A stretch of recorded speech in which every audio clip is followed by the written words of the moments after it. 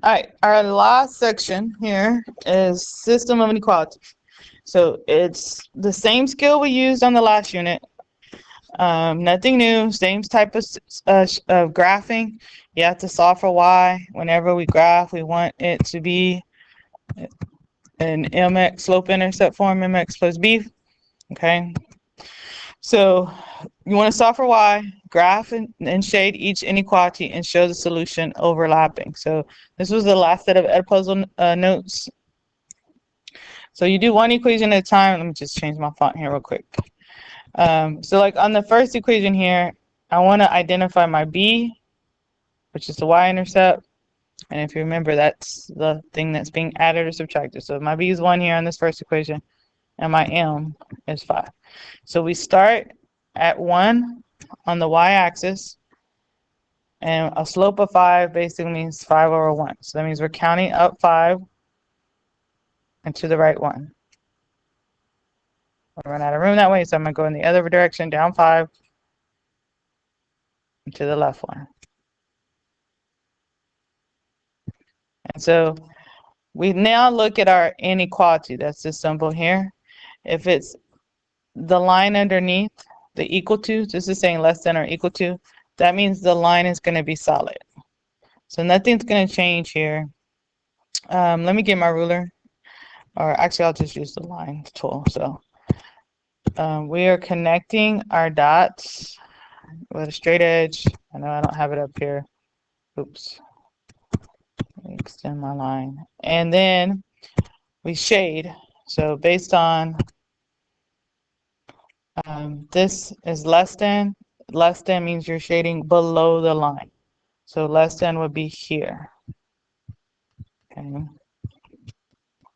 Now we're going to graph the second inequality here. On this one, the b equals -2, and the m, remember there's an invisible 1 there, the slope is 1. So we're starting here at a -2, and we're going down 1 to the right 1, or we're going up 1 to the left 1.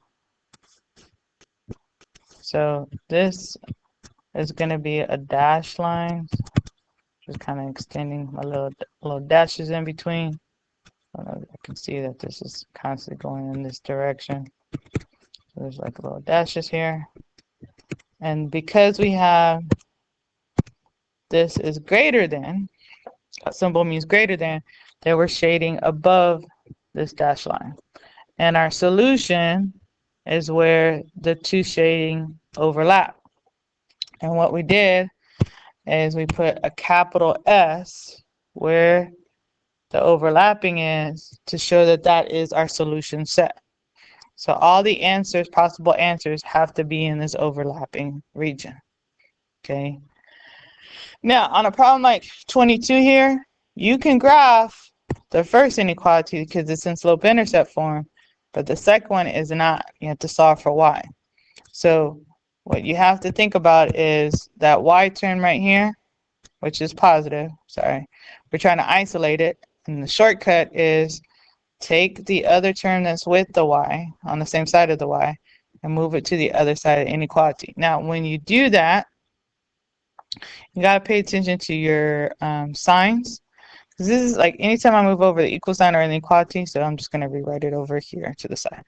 This is saying 3y is less than now a -6x. Because to eliminate this, I would have been -6x, and then it's gone. So -6x plus 12.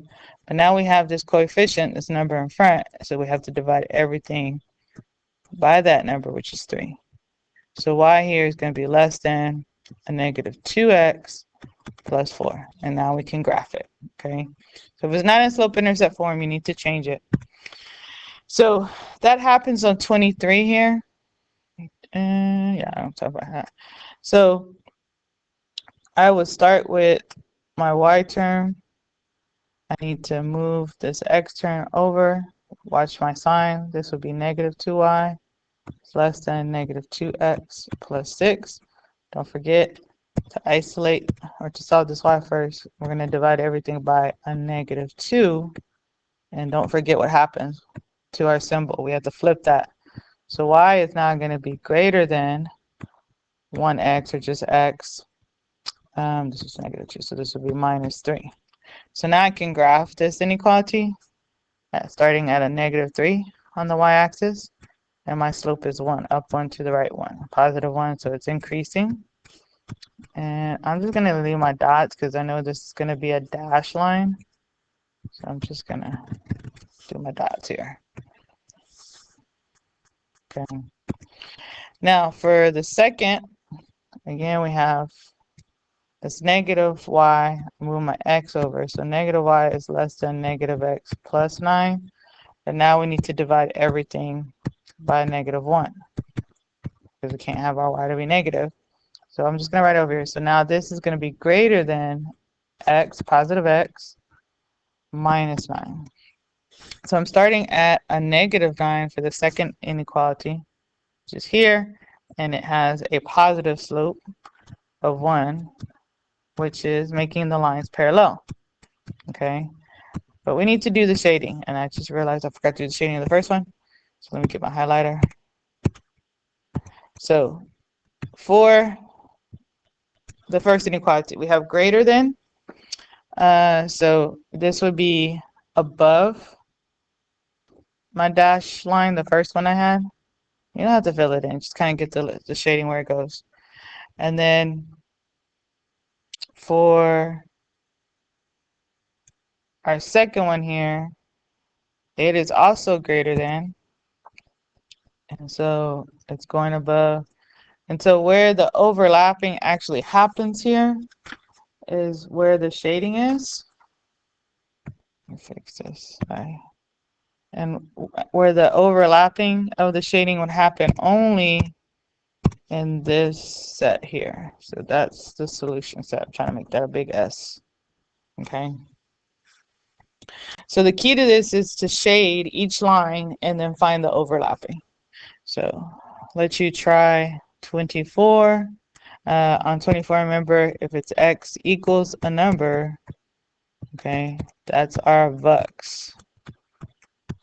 That means we have a vertical line that is a negative 4 on the x-axis.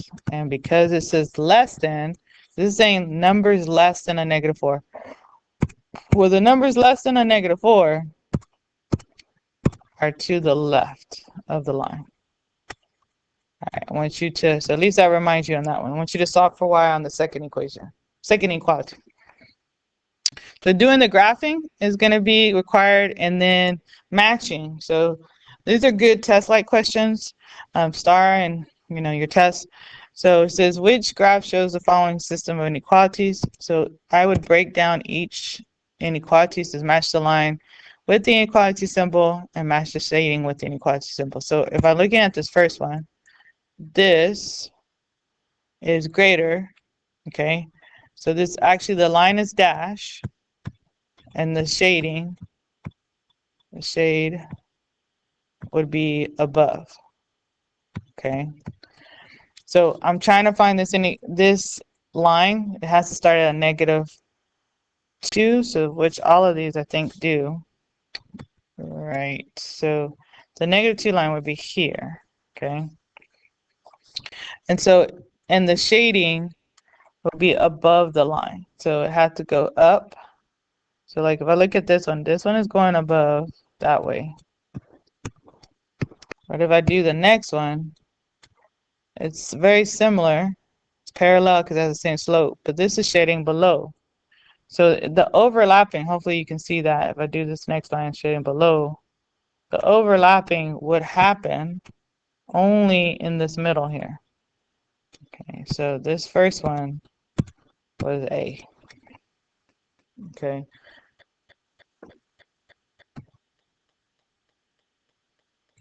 Now, if you look at this next one, now I want you to write the inequality.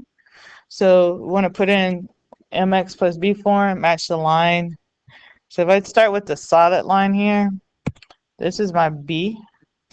That y-intercept is at 4. So my b is 4. Now I need to find my m. So I need another point, which is I can use this point right here, or I can use this one.